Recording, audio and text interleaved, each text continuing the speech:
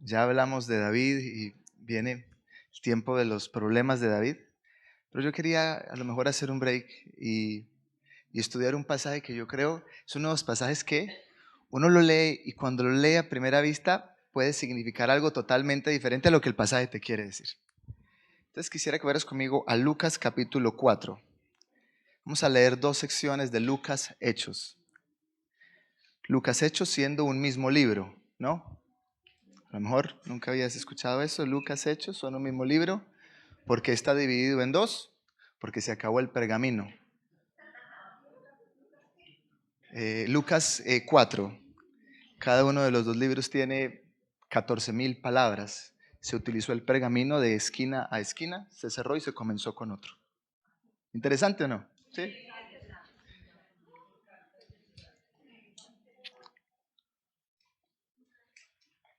¿Estás conmigo? Lucas 4, vamos a leer desde el versículo 16.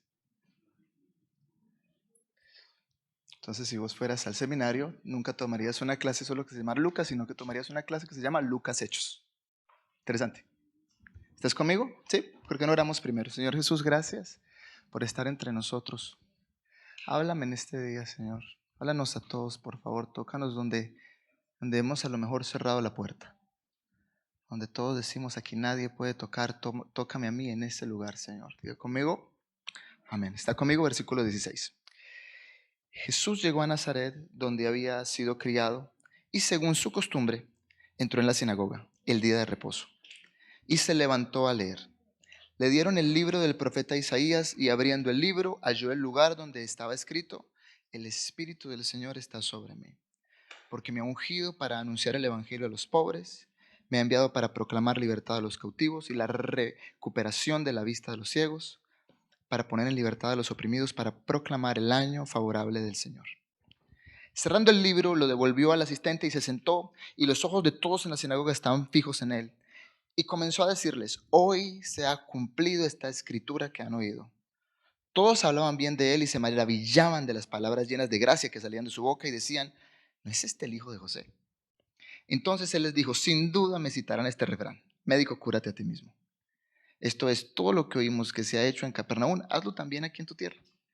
Y Jesús añadió: en verdad les digo que ningún profeta es bien recibido en su propia tierra. Pero en verdad les digo que muchas viudas había en Israel en los días de Elías, cuando el cielo fue cerrado por 3 años y 6 meses, y cuando hubo gran hambre sobre la tierra, y sin embargo a ninguna de ellas fue enviado Elías, sino a una viuda en Sarepta, en la tierra de Sidón. Y muchos leprosos había en Israel en tiempos del profeta Eliseo, pero ninguno de ellos fue limpiado sino Naamán el sirio. Y todos en la sinagoga se llenaron de ira cuando oyeron estas cosas. Y levantándose echaron a Jesús fuera de la ciudad y lo llevaron hasta la cumbre del monte sobre el cual estaba edificada su ciudad para tirar a Jesús desde allí. Pero él, pasando por en medio de ellos, se fue. Si te gusta la interpretación de la Biblia, esto se llama el sermón del programa de Lucas. Es decir, lo que sea que pase acá va a pasar en Lucas todo el tiempo. Se tiene que estar repitiendo. Entonces, si tú lo estás leyendo, dirías cosas como esta: Jesús siempre se va a estar encontrando con viudas, y estas viudas tienen que ser de lugares que uno no quisiera visitar. Cuando Israel iba a caer, iba a ser castigado por Dios, iba a ser entregado al exilio, el lugar por el que entraron todas las naciones contra Israel fue por Sidón. Ese es el primer lugar que se paganizó, donde adoraron a otros dioses. Por eso tú nunca quieres ir a Sidón. Es un lugar hermosísimo, Sidón. Está en un lugar privilegiado en la costa del norte, pero es el canal para que el castigo de Dios llegue a Israel. No sé si lo notaste, pero al principio la gente estaba atenta a Jesús como que lo quiere. Y Jesús dice que él fue enviado a una mujer en Sarepta que es viuda y extranjera. Y luego dice que él fue enviado a un hombre como Eliseo fue enviado a un extranjero pagano. Y ahora lo quieren matar al Señor. Porque Jesús va a estar yendo a lugares donde nadie quiere ir. Y si tú quieres seguir a Jesús, ¿qué pensarías que va a pasar contigo cuando el Espíritu Santo venga sobre ti? Exactamente lo mismo, ¿cierto? Ahora ven conmigo a Hechos capítulo 6. Y vas a intentar darte cuenta conmigo si lo que hicieron los apóstoles fue un buen movimiento o no. ¿Sí? Tienes que estar todo el tiempo recordando a quién fue enviado Jesús. ¿A quién fue enviado Jesús? Si Dios te va a usar, ¿a quién te va a enviar? Casi siempre que una persona me dice, yo quiero servir a Dios, yo inmediatamente digo esto: el servicio a Dios es con gente. No vas a servir a Dios detrás de un escritorio. Sí, no vas a servir. El servicio a Dios es con gente. Estás conmigo en el 6, ¿cierto? Hechos capítulo 6. Estamos en Lucas, Hechos, mismo libro. Es el mismo libro, entonces lo que pasó en Lucas tendría que estarse imitando en Hechos.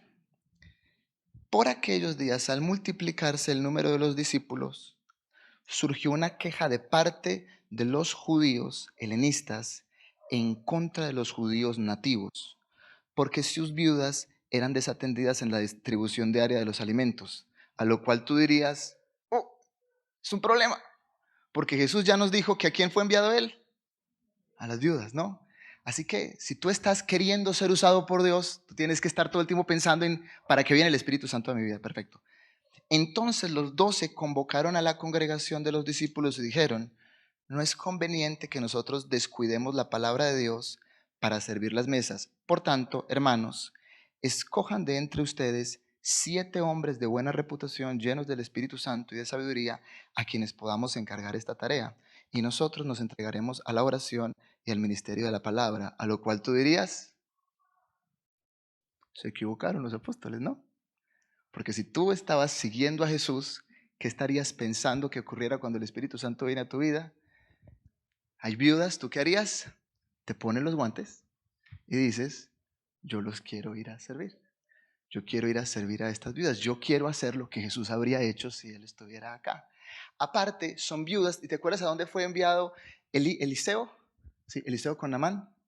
A los extranjeros. Y estas viudas cumplen las dos características. Son viudas y son griegas. Entonces vos dices, me tocó el paquete completo. Tú quieres, porque tú dices, aquí es donde Jesucristo estaría.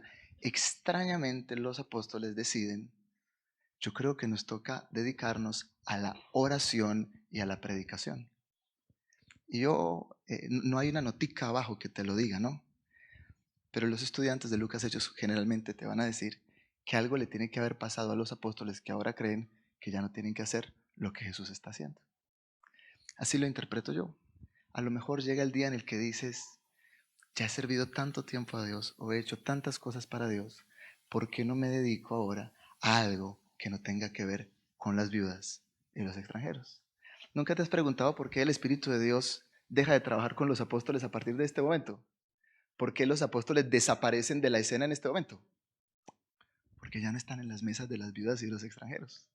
A partir de ahora, Esteban va a ser apedreado y va a morir. Felipe va a llegar a otro lugar y va a llegar Pablo. Y los apóstoles, tú te preguntarías, te los tienes que imaginar preparando predicaciones y orando. Y ahora el Espíritu de Dios está trabajando con la gente que está entre las viudas y los huérfanos. Yo cuando estaba en el seminario, un profesor lo dijo de esta manera: nunca te vas a graduar, Sergio, de servir a las viudas y a los huérfanos. A las viudas, a los huérfanos y a los extranjeros.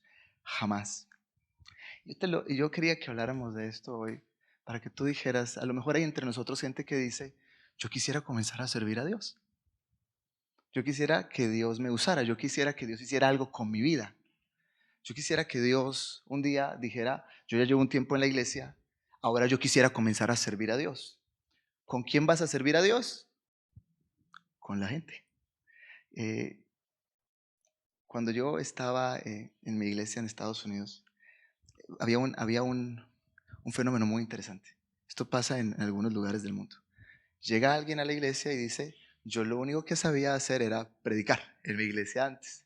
A lo cual mi pastor le decía, aquí ya hay predicador. Y aquí lo único que queda es la gente pobre, la huérfana. Si quieres servir a Dios, hay mucho trabajo por hacer. Pero no necesitamos predicadores. Todo el mundo cree que el servicio a Dios tiene que ver con el púlpito, con hacer algo, ¿no? Lo que los apóstoles han determinado que van a hacer. Pero la primera pregunta que te quieres hacer para saber si estás sirviendo a Dios es sencilla. ¿Con cuánta gente te estás viendo permanentemente? ¿Con cuánta gente te estás viendo permanentemente que tú eres la mano de Dios para ellos? Vamos ahorita a volver, pero quisiera que termináramos esto. Versículo 4 otra vez. Y nosotros nos entregaremos a la oración y al ministerio de la palabra. A lo cual tú dirías, ¿Dónde estaban estos tipos cuando Jesús estaba predicando? ¿Dónde estaba esta gente cuando Jesús estaba predicando de que tenemos que estar sirviendo a la gente? Lo propuesto tuvo la aprobación de toda la congregación y escogieron a Esteban, un hombre lleno de fe y del Espíritu Santo, y a Felipe, a Prócoro, a Nicanor, a Timón, a Parmenas y a Nicolás, un prosélito de Antioquía. ¿Qué característica tienen todos estos nombres? ¿Te suena? ¿Cómo? Exacto, son nombres griegos. Los apóstoles aparte dijeron, no vamos a colocar a ninguno de los nuestros a servir a las viudas de otra gente, pero vamos a colocar a gente que pueda servir con ellos. Y esta es una de las razones. ¿Te acuerdas cuál es el llamado de Jesús cuando Jesús va a ascender en Hechos? Me van a hacer testigos ¿te acuerdas? En Jerusalén, Judea, Samaria y hasta lo último de la tierra. Interesantemente, los apóstoles nunca van a salir de Jerusalén. Nunca. Algo en ellos hay que les ata a Jerusalén. Entonces mi pastor lo decía así. Cuando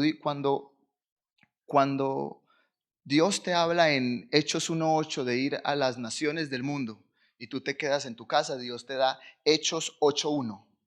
Si no quieres el 1:8, Dios te da el 8:1. El 8:1 dice así: y Saulo estaba en completo acuerdo con ellos en su muerte. En aquel día se desató una gran persecución en contra de la iglesia en Jerusalén y todos fueron esparcidos por las regiones de Judea y Samaria. ¿A dónde tenían que ir? Y cuando no quieres ir por las buenas, vas por las malas. Cuando no quieres obedecer a Dios, cuando Dios te dice vamos a ir a Judea, Jerusalén, Judea, Samaria, lo último de la tierra, entonces te anclas en Jerusalén y Dios dice, mira, esta gente no quiere salir de acá.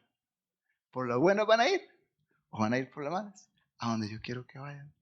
Y esto es una de estas cosas que quieres colocarte en tu corazón. La voluntad de Dios contigo se va a hacer. Se va a hacer completamente.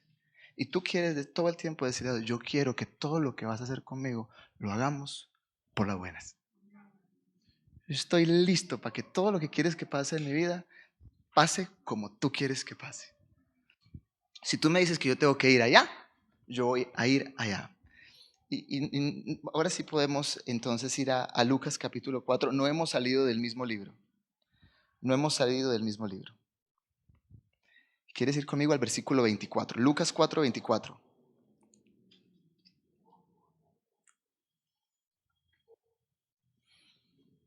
Y Jesús añadió, en verdad les digo que ningún profeta es bien recibido en su propia tierra. Y esto te tiene que recordar justamente a las dos personas que Jesús está a punto de citar, a Elías y a Eliseo. ¿Te acuerdas qué fue lo que pasó con Eliseo una vez que está caminando por el medio de Efraín? Que le gritan, calvo. Y que le digan a uno calvo en este tiempo, él es calvo por la misma razón que Sansón tiene pelo largo. Es un compromiso con Dios. Cuando uno quiere servir a Dios y se lo quiere dejar saber a todo mundo, uno se pela. Entonces cuando ellos le dicen a él, calvo, no le están diciendo simplemente por como le hacemos ahora acá al profesor, ¿viste el calvo? Ya llegó el calvo, ¿no? Es porque ellos le están diciendo, vete de aquí con tu compromiso con Dios. Vete de aquí con ese compromiso de Dios que hiciste tan radical que eres capaz de quitarte el pelo. Vete de aquí con ese compromiso con Dios que tienes. No te queremos entre nosotros. Bueno, y a Elías lo van a perseguir por todos los lugares, razón por la cual él va a terminar con la viuda.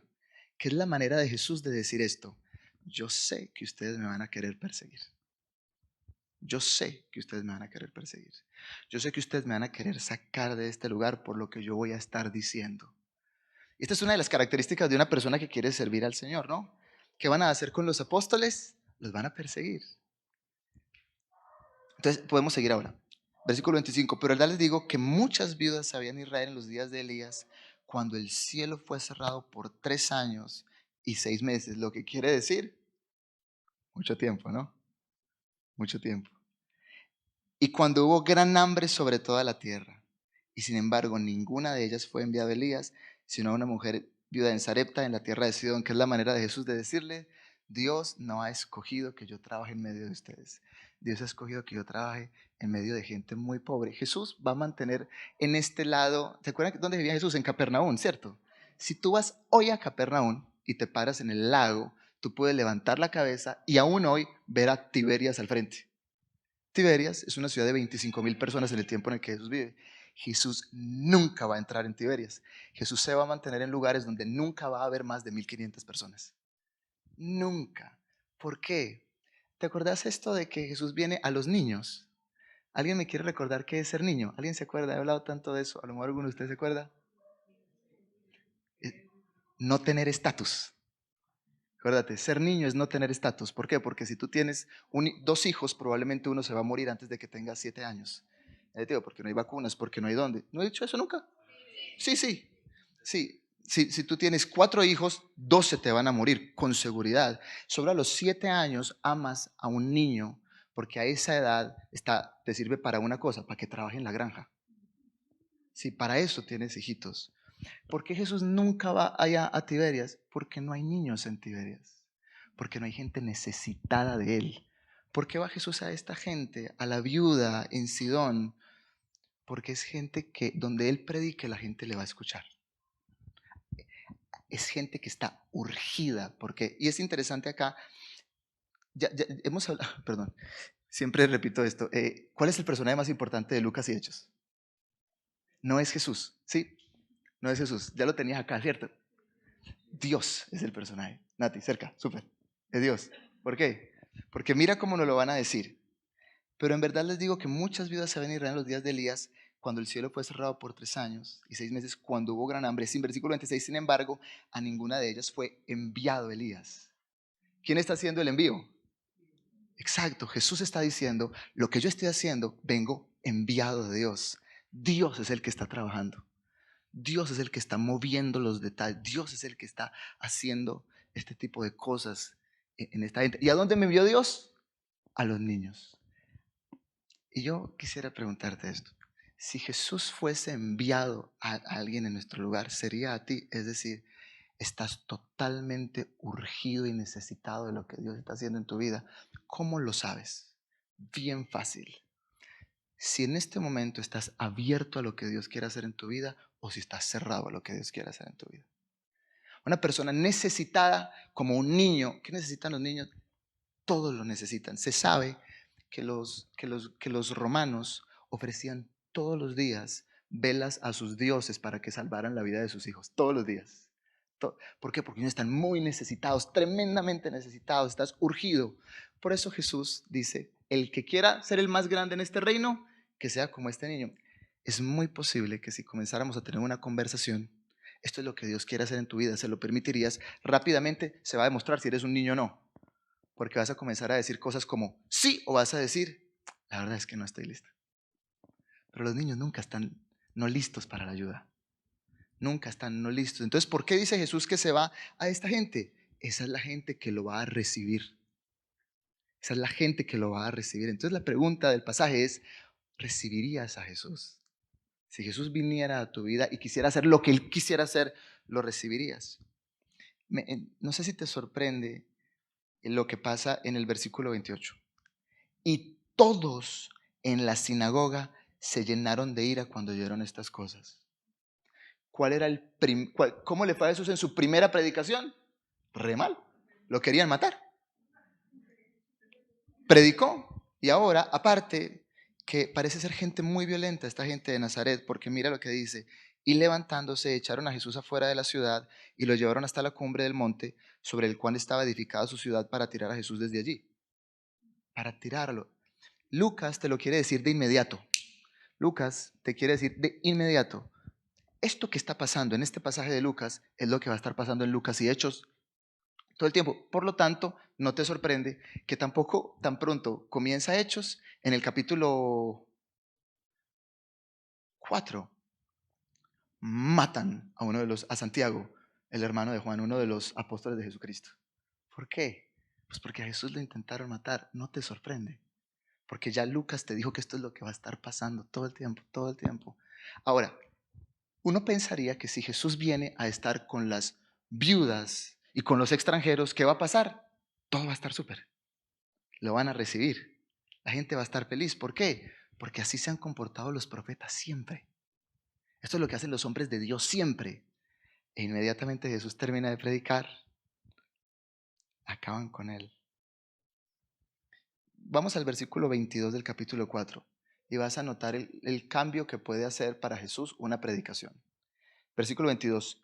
Todos hablaban bien de él y se maravillaban de las palabras llenas de gracia que salían de su boca.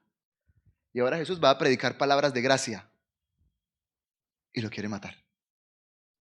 Y Jesús, ¿se acuerdan cuando Jesús dice, ¿quién dice la gente que yo soy? ¿Se acuerdan cuáles eran los candidatos? Elías era uno y el otro, Juan el Bautista. Súper. ¿Y qué características tienen Elías y Juan el Bautista? Que son dos tipos revolucionarios con los que no se puede hablar. Porque lo único que ellos quieren avanzar es lo que Dios quiere hacer. Y no tienen miedo de pelearse con nadie. Y no tienen miedo de ir y de decirle a los reyes lo que está pasando. No tienen miedo de nadie. Y ahora Jesús comienza su ministerio de esta manera. Si quieres servir a Dios, tú quieres poder decir que yo nunca tenga miedo de decir el mensaje de Dios, ni de avanzar lo que sea que Dios quiere. Jesús hubiera podido quedar tan bien ese día con todo el mundo. Esto es lo que yo creo que tengo que hacer. Yo vine a ustedes, yo los quiero mucho. Nada. Yo no vengo a ninguno de ustedes. A partir de hoy me van a ver entre las viudas y entre los extranjeros. Y esto es lo que está pasando todo el tiempo en el Evangelio de Juan. Entonces, cuando tú llevas leyendo todo el Evangelio de Lucas, pero todo Lucas, todo Lucas, todo Lucas, todo Lucas, y se acaba Lucas, ¿tú qué esperas que esté pasando en Hechos? Lo mismo. Y que los discípulos sean los que están en la vanguardia de esto. Y tan pronto tienen su primera oportunidad, dicen, nombren a otro. Nombren a otra persona. Nada más que acordate acerca de quién es la historia. Exacto, Miriamcita. La historia de acerca de mí. Es un movimiento tan fácil decir, ¿por qué no lo hace otra persona? ¿Por qué? Porque por este tipo de cosas te matan. Si vos haces este trabajo, te persiguen, no te tratan bien. A donde tú llegas, las cosas no salen. Ahora sí puedes regresar conmigo a Hechos 6. Yo te doy algunos otros datitos y podemos terminar.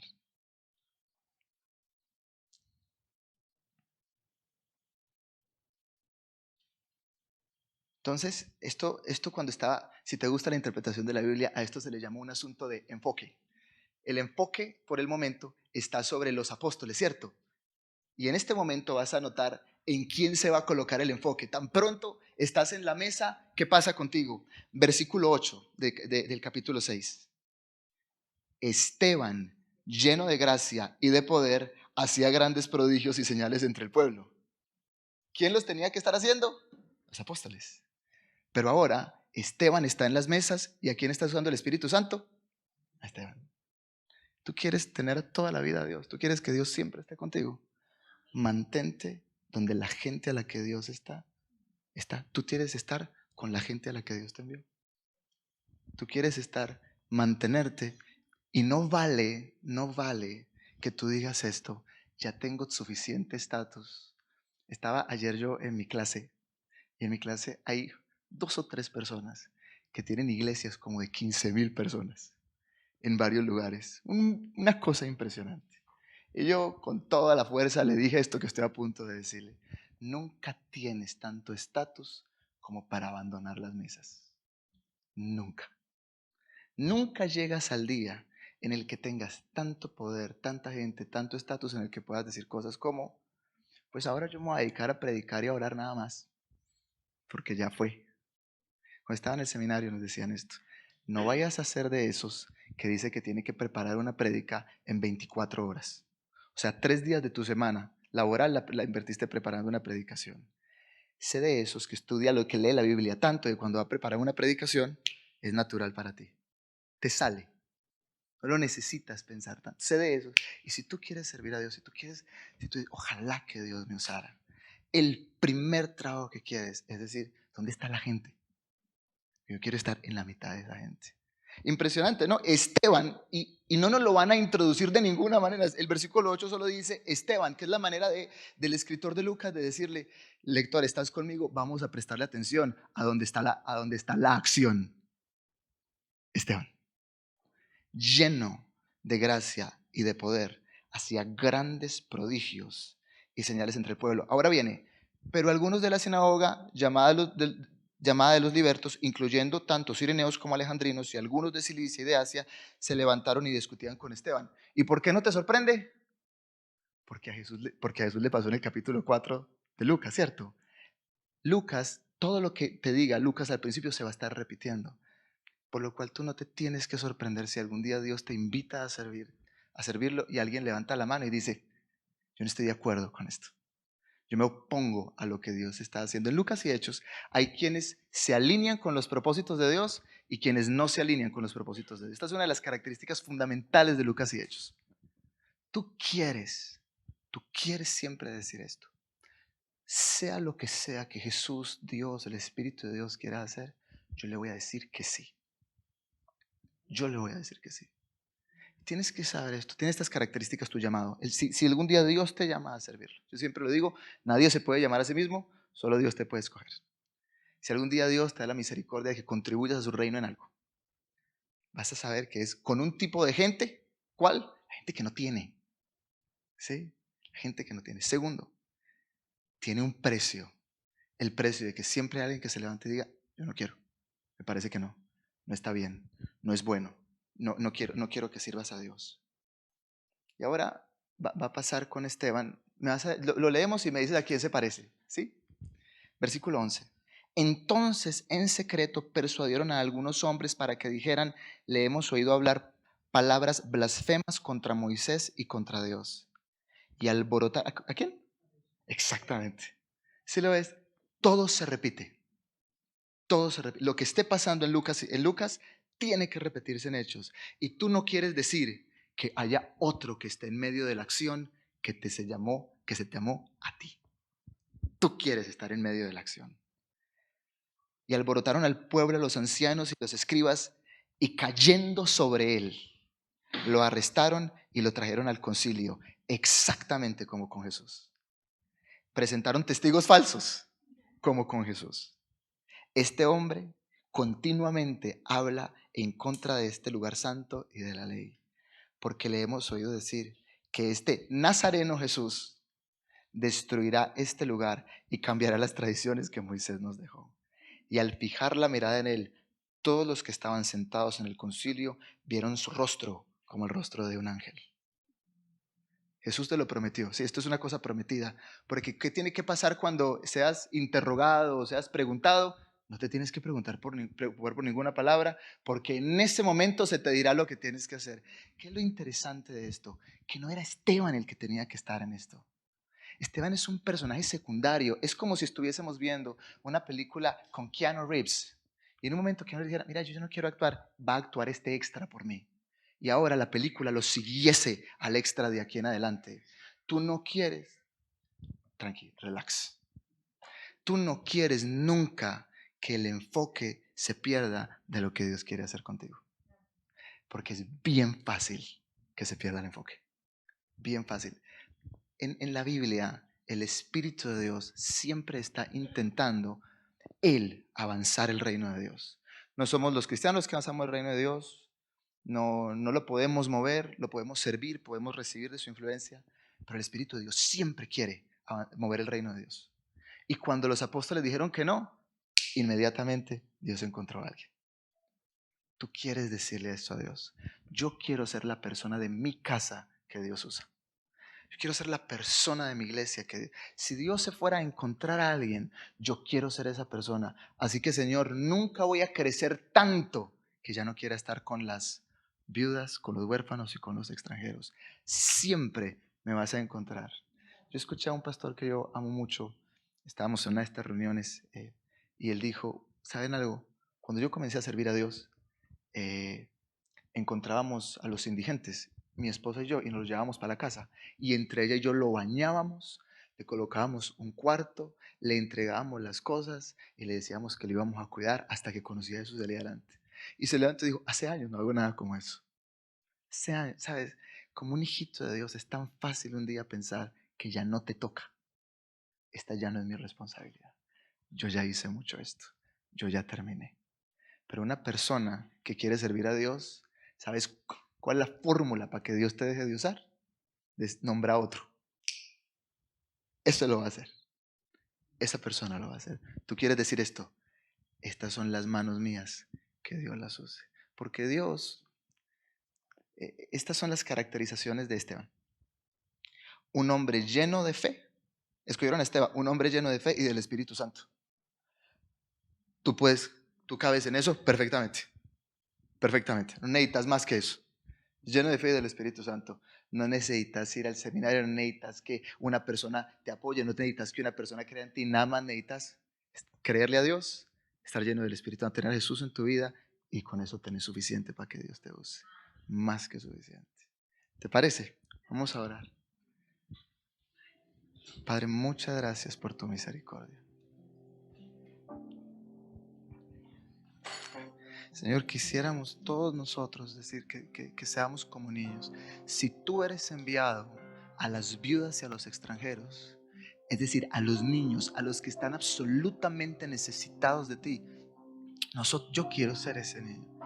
Y mira, este sería un buen momento para que le digas a Dios, si sientes que tienes un corazón de piedra, yo quiero que toques mi corazón y lo ablandes, Señor.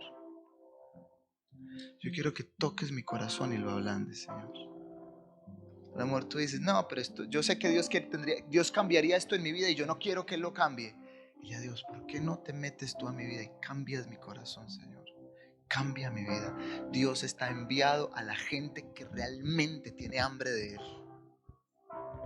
No a la gente que dice, no, nadie me puede tocar, nadie se puede meter con esto. Segundo, Señor Jesús, quisiéramos nunca retirarnos de las mesas del servicio, de los que no tienen estatus, de los que no tienen mucho. Quisiéramos siempre, Señor, permanecer siendo contribuidores a las mesas para que nos puedas usar. En el nombre de Jesucristo. Amén.